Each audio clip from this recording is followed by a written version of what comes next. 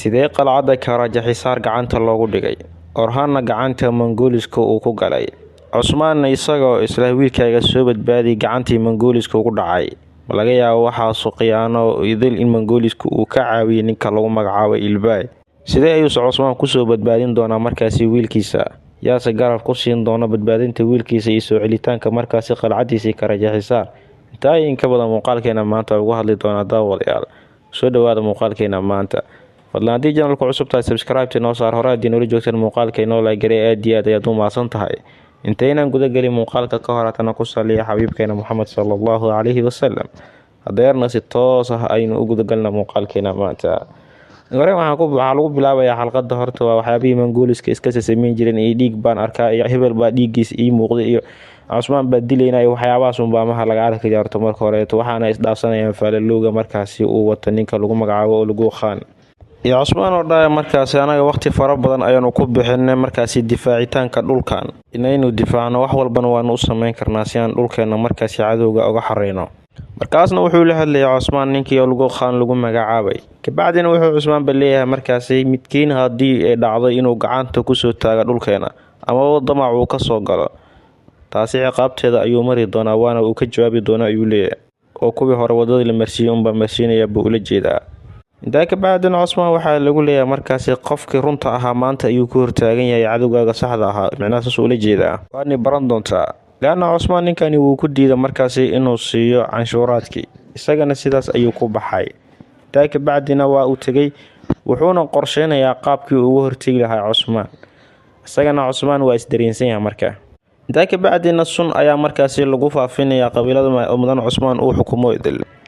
haba ahaatee Mongooliska inay sunta soo dhiibeen Sofiyana loo soo dhiibay u badan tahay Sofiyan inay teer u soo dhiibtay idan markaasi magaalka sidaas ay ku soo gelisay ayaa la rajeynayaa.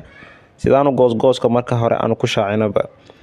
haddaba waayay markaas ka bacdi waxaynu ogaanaynaa Mongooliska inay doonayaan inuu Cusmaan hoos yimaado isla mar ahaantaasina uu ku yiraahdo daawada sunta hala isiyo si dadkayga u badbaadsado diyaarsa waxaan waa canshuuraadka inaan bixiyo Mongooliska aan hoos fadhiisto aan iyaga u qidmeeyo. laakiin taasi ma dhacaysa laana cunugiisa Calaadiin ayaaba ka caawinaya Cusmaan taasina dawa ayaa loo helayaa. intaa ka bacdi dana Mongooliska waxay sameynayaan inay hareereeyaan qalcadda Karajaxisaar. sidaanu goosgooska hore ku arkeenay Orhan oo dhahaya markaasi cadowgeena banaanada ayay inoo taagan yihiin waxaan diyaar u nahay nafteena inaan u horno markaasi si qalcadda Karajaxisaar aynu u badbaadino. taasoo taariikhiyan ba isaga markaasi uu ka ahaa awaanduulamahaasina markaasi isaga uu xukumi jirayba. haddaba Orhan waxaa soo weeraray Mongooliskana waxay ku guuleysanayaan inay gudaha soo galaan. la garan maayo cid ka caawisa markaasi qaabka ay gudaha ku soo galeen in sidii dadkani meesha ku yimaadeen. waxay soo badan tahay oo la ihtimaalaya markaasi inuu Ilbaay arinkani ka caawiyo. taasi hadii ay sax noqoto waxay noqon doontaa khiyaano cad oo markaasi aanan meel gambadba lahayn. laakiin anigu markaasi midaasi ma rajeynayo. sabab kale un bay Mongooliska meesha ku soo galeen. Mongooliska markay gudaha soo galeen weerar ku soo qaadeen Orhan ciidamada markaasi Mongooliska nin hogaaminaya ayuu wuxuu leeyahay nin yaa tahay adiga. kabacdina wuxuu ku leeyahay jarku tahay walaalkiisa ayaa nahay Altogay. kabacdina dagaal ayaa meesha ka dhacay waxaana ogaanaynaa cidda Orhan soo weerartayba inuu yahay jarku tahay walaalkiisii. kaasoo goosgooska horeeta aynu ku sheegnay markaasi inuu noqon doono qof abaanduulo ah oo daba socda markaasi ninka Ulugh Khan lagu magacaabo. ciidamadiisana markaasi uu hogaamin doono. taasina way dhacdo waana garab ka mid ah Ulugh Khan isla mar ahaantaasina waxaanu arkaynaa Orhan oo dagaalka looga guuleystay gacantana lagu soo dhigay qalcadda Karajaxisaarna gacantiisii ka baxday. intaa kabacdina raggan ciidanka way ka xilsanayaan Orhan duurka ayayna geenayaan Ulugh Khan ayaana loo geenayaa. isagana wuu qabanayaa ciqaabtii ugu darneed ayuu marsiinayaa taasoo ah markaasi hubka dhigis ayaa lagu sameynayaa ma lagu dhaay. Orhan markaasi gacanta ayaa laga musmaareynayaa. sidii hadda ka hor la yeeli jir oo kale awowgiisa Arturul isla mar ahaantaasna nooyaan uu ugu baashaalay. taasoona ka dhigtay Arturul in muddo uu seef oo gacanta ku qaban waayay isla mar ahaantaasna uu dagaalami waayay. xitaa heer lagu yiri markaasi adiga ma noqon kartid markaasi cidda hogaaminaysa dagaalada qabaa'ilka hadda ka bacdi ay la galayaan Mongooliska iyo Kristaanka. isagoona markaasi aad uga xumaaday midaas. tanina waxay ka dhigi doontaa Orhan asagana markaas la wadadaas inuu mari doono muddana uusan seef gacanta ku sii qaban doonin. laana gacmihii ayaba ka musmaareeyanba. wuxuuna leeyahay markaasi ninka lagu magacaabo Ulugh Khan marka hore sharafta ayaan ka qaadi doonaa Orhan. kabacdina nafta ayaan ku dhaafsi doonaa. halkaasna waxaa ku sugnayd markaasi naagta Sofiya lagu magacaabo iyo ninka lagu magacaabo sidoo kale Tabalokas. goobjoog ayayna ciyaarta ka hayeen, aad bayna u daawanayeen, dhool cadeynna markaasi waa ay ka muuqatay wejiyadooda, wayna ku faraxsanayeen in Cusmaan cunugiisa gacanta lagu soo dhigay isla marhaantaasna meesha lagu cadaawo. tanina waxay ka dhigaysaa markaasi Orhan inuu dhaxli doono wixii awowgiisa ay ku sameeyeen markaasi Mongooliska, isla wadadaasina uu mari doono isagana. intaa ka bacdi Cusmaan waxaa soo gaaraysa akhbaar sheegaysa markaasi in gacanta lagu dhigay wiilkiisa, waxaana laga yaabaa arrinkaasi inay usoo gudbisay gabadhii Holovira lagu magacaabay, laana iyadu way isla joogeen markaasi qalcadda markii uu ku sugnaay. waxaan arkaynay iyada gabadhaas iyo sidoo kale taba Gonja iyo Calaadiin hataa duurka oo Mongooliska markaasi ku baabiinayaan, laga yaabay intii Orhan daba bursanayeen markaasi in ay midaasi tahay, laakiin ay ku guuleysan waayeen markaasi inay ogaadaan meesha uu ku sugan yahay. intaa ka bacdina Cusmaan wuxuu soo ogaanayaa goobta cunugiisa lagu aasto, asagana dagaal ayuu soo qaadayaa, wuxuuna u soo baxayaa dhanka iyo duurka.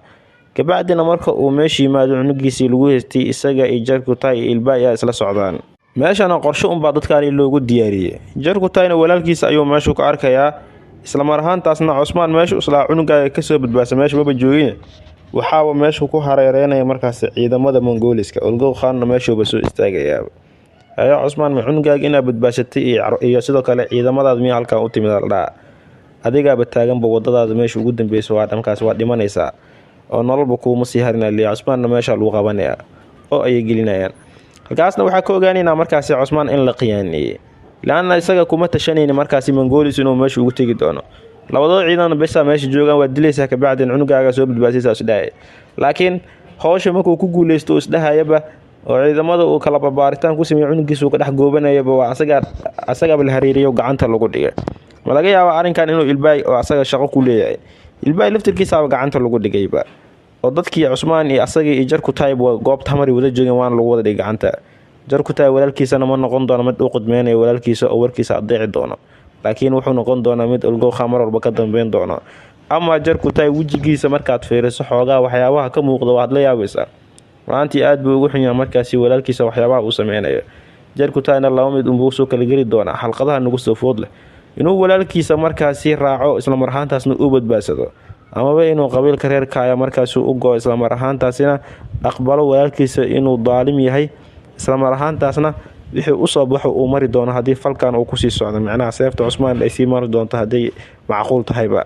gosgoska kaliya waxaa lagu soo afjarayaa Cusmaan oo dhahaya markaasi ay baa tahay aniga kula xisaabtami doono, waxa sameeysan waa kala xisaabtamaya Olgow Khan.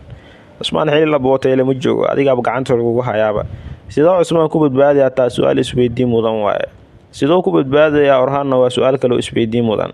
laga yaabay Orhan inuu ku soo badbaado markaasi inuu asaga gacantiisa ku soo baxsado sidii uu horey u sameeyay markaasi Arturul, waa macquul.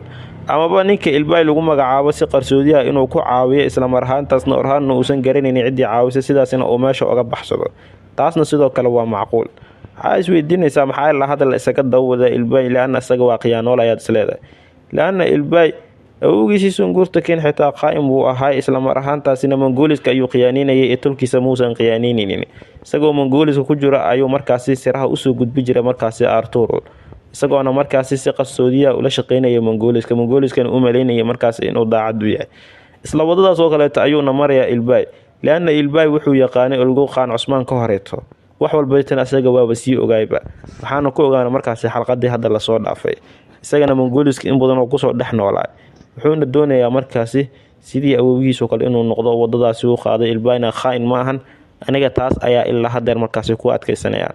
ama Cusmaan sidee loo badbaadinaya ama sidoo naftiisa ku soo baxsanaya, waxay u badan tahay Bala iyo inay ka soo gaari doonaan maadaama isaga gacanta lagu dhigay, halkaasna weer lagu soo qaadi doono, isla mar ahaantaasna Cusmaan ku guuleysan doono inuu gacanta markaasi Olgow Khan uu sidaasi uga baxsado.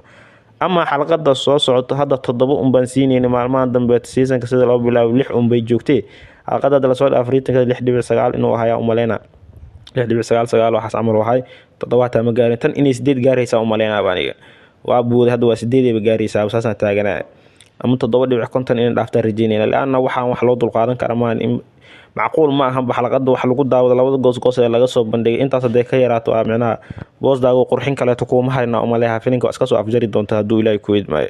kulay seasonkan baana ka hara filinka aad iyo aad ayaa u mahadsantihiin muuqaalka sababta u soo daahay wax kale ma aha, waa iska garanaysaan. Assalaamu calaykum wa rahmatullaahi wa barakaatuh.